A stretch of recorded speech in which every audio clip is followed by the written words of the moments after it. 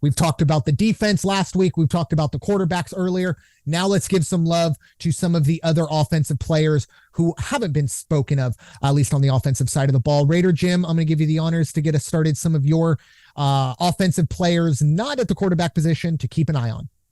Yeah, and if you've heard us before during the NFL season, and my buddies here know me, you can have the best quarterback.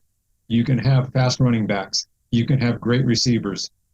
But if you can't keep the defensive linemen out of there or the linebackers out of there, guess what? You don't have nothing. So I am always, always big on the big guys up front. So my three guys to start with are Peter Skowronski, the offensive tackle out of Northwestern, 6'4", 313 pounds. Broderick Jones, another offensive tackle out of Georgia. He looked good wearing a Saints uniform. He's 6'5", 311. And then Blake Breeland. This kid's out of BYU, 6'8", 302 pounds. He's actually, believe it or not, because he's 6'8", so he's actually considered a lean offensive lineman. And he's also got fast feet, good hands, good wingspan. And then my fourth one on my list is somebody I wouldn't mind if the Raiders were able to, if he was available, to give him a look, give him an invite. Michael Meyer, the tight end out of Notre Dame, 6'4", 243 pounds. Makes me think of Jeff Samardzija. I always thought, boy, when he ended up playing, goes to play baseball instead of football, which is fine, good for him. But I thought, wow, I wonder if they will ever see another tight end who could catch as well as he did and execute. And Michael Meyer, man, he certainly does. That kid can catch anything if you get it within the 2 feet of him, I'm convinced. Very underrated athlete. Great name drop right there, the Shark. Yeah, I think injuries really did derail him, but he got a big contract, I want to say, with either the Cubs or the Giants. It was the Giants. So he started with more the recently, Cubs with the Giants. Yeah. Okay, thank you. Yeah. So I knew one of them. Yeah. But yeah, he was a fantastic athlete. It's very hard to make it. That I think he was. I don't know if he got drafted in the NFL. Yeah. He did get drafted. I don't know if he got drafted. Okay. Yeah, and it was probably, I think a lot of those insiders knew. And look, when you're not a quarterback, Kyler Murray made the right decision. But when you're not a quarterback, you do kind of have to look maybe elsewhere. If you have that opportunity there, ask some of these running backs what it's like, how hard it is to get paid. So I do think he made the right choice there, but that's a great name drop. One of the more underrated athletes, I think, of the 21st century, Jeff Samardzija. Don't ask me to spell his name. Still don't know how to do it. But Coach, what are your thoughts on some of these offensive players not at the quarterback position? Yeah, I really want to talk a little bit more about B. John Robinson out of Texas. It's not every draft, at least more recently every draft, that we talk running back in a first round. I think he's a wonderful runner. I think they're calling him a generational talent at that position. And, for them to say top 5 or, at least out of the top 10 in this draft based on, position of need, it wasn't long ago where running backs were the thing to pick. I mean, my guy Tomlinson was the 5th. Mm-hmm. Ezekiel Elliott, I believe, was 5th as well. Yep. Or 6th. Definitely top 10 for sure. Yeah, and not more recently have you heard of names or running backs, that are going to be drafted as high. And I think outside the quarterback position, this is a name to remember, especially, and I brought up schemes, how offenses are schemed to get that ball to their athletes or their best skill players outside of wide receivers, but throwing out of the backfield. So, a guy like this is definitely going to be someone to watch and look out for in this league and in this draft. Raider Jim brought up Michael Myers, a tight end. He was a name that he could have easily been on my list for my Saints as far as tight end position goes. As I saw some of those write-ups of as far as like the ratings or rankings of position players, I think it went Kincaid, Meyer, Darnell Washington as far as the tight ends go. And I think, as these offenses and these wide receivers and skill positions start to, the schemes start to spread out more, that possession tight end point of emphasis huge, and it just opens up a little bit more dynamic in in offensive teams or offensive schemes. And then the tackles that Raider Jim mentioned. I looked into the tackles. I think the Saints are more looking into guard positions since we addressed the Penning last year. We drafted Penning as a tackle, and he had some time to develop after a year. And then we signed Ryan Ramczyk as our right tackle. So, as far as those names, they definitely interior linemen, huge names, not quarterback position players.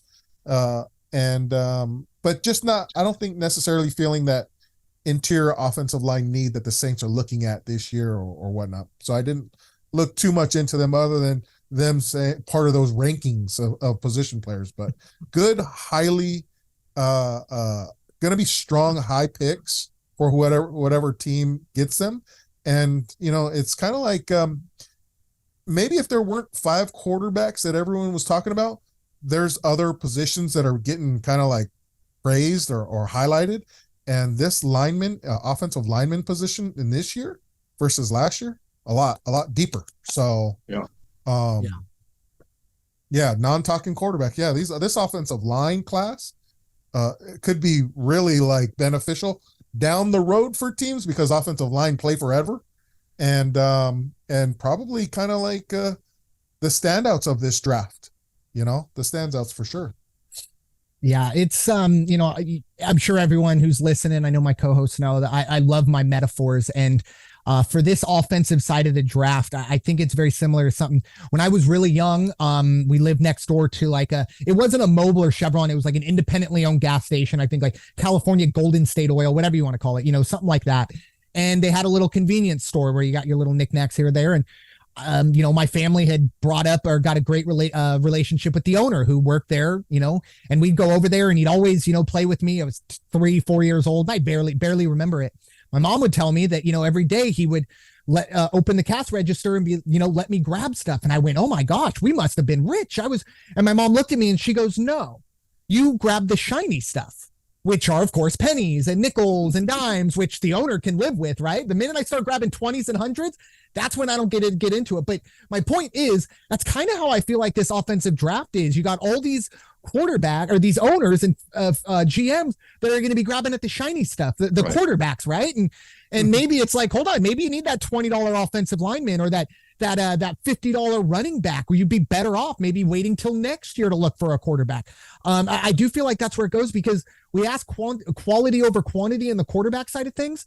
Well, at the offensive line side, we have both. We have 4 or 5 offensive tackles who I think could probably be all drafted in front of these quarterbacks if we didn't really have team needs to deal with. And I understand that's never going to happen, but I think some of these guys, and I apologize if they already been brought up. I just have my notes right here, but maybe the best guard we've seen, at least draft stock wise. It's been a long time since we've seen a guard go in the first round. We might see Osiris Torrance out of Florida go. If, maybe coaches Saints take a chance or someone else maybe moves in to pick someone up like that. You already brought up Peter Skowronski out of Northwestern. I mean, those big uglies from the Big Ten country. I feel like you can't go wrong with those guys. And we also have Broderick Jones and Paris Johnson. Jones out of Georgia, Paris Johnson out of Ohio State. I think those guys all probably go either late first, early second, and I think those teams feel better going into next season with those guys rather than some of these teams having to deal with, is Bryce Young going to be tall enough? Is Hendon Hooker going to stay healthy? Is Anthony Richardson going to be accurate enough? I think these other guys are just ready to roll. I think it's a very heavy offensive line draft. And I think that's great for some of these teams if they know where to find it and maybe switch up their needs. Other side of things, I think I have 2 pass catchers that coach brought up earlier when he was talking about the Saints. Dalton Kincaid out of Utah. Yep. And maybe I'm just incredibly, having PTSD, and I use that in tongue in cheek. I'm not bringing any light to PTSD, sure. But watching Dalton Kincaid go up and down on the USC defense seemed like all season. He was a fantastic player. And then out of Ohio State, I think, and I apologize if I mispronounce his name, Jackson Smith Mbija. He kind of played second fiddle to Marvin Harrison Jr. at Ohio State, but the catch radius out of Jackson Smith is just otherworldly. And I'm seeing a lot of mock drafts have him going at the earliest at 16. And I'm over here going, if the Eagles were in a different spot, and believe me, I know the Eagles aren't the best at drafting drafting wide receivers. That's somebody at 10. I would be like, give him a thought. But my point being, I do think for some of these teams that are going all in on the quarterback, some of these other teams that go, hey, you know what? Maybe we're okay with Kirk Cousins for another year, or maybe okay with Derek Carr. Let's go get maybe a possible franchise tackle. Maybe we go out and get, I don't want to put it on him, but a Derrick Henry type running back in terms of somebody who can carry the load. I'm not saying Derrick Henry-esque, just in terms of a Bijan Robinson who can run the ball 3 times. Hopefully you pick up a first down. If not, you get off the field. But that no committee, you can be okay with him carrying the ball 25 to 30 times a game. Maybe you go get a Dalton Kincaid who in 2 years can work himself into the top 5 tight end category. But I feel like a lot of these teams are going to say, hey, you know what? We're stuck with David Mills or this or that. We have to go get the 3rd best quarterback because that's what we have in our needs. It's going to be very interesting come Thursday, but I do think some of these teams in the later part of the draft that have an okay quarterback, I think they're going to benefit the most because they are going to get a very good player that should have gone earlier but didn't because quarterbacks were taken instead.